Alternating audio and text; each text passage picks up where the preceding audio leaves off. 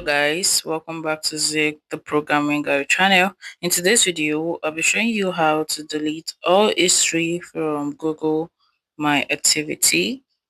So probably you want to clear up all your activities on Google and you find it difficult. This video is for you. So first thing you have to do is open up your Google app and make sure you're logged into the account. So I'm logged in already. Click on that profile you see right there. Click on it and you see where it says manage your Google account. Click on that. And once you're here, we're going to click on data and privacy.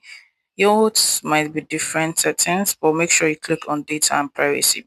So once you click on that, you scroll down a little and you're going to see view my activities right here. Click on that, and once you click on that, it's going to take a while to actually process.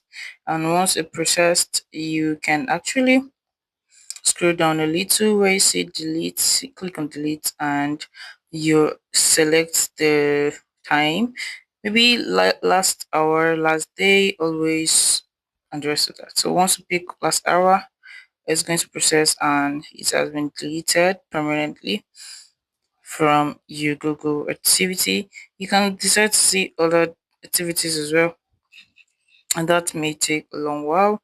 And these are other activities, and you can choose to delete them one after the other.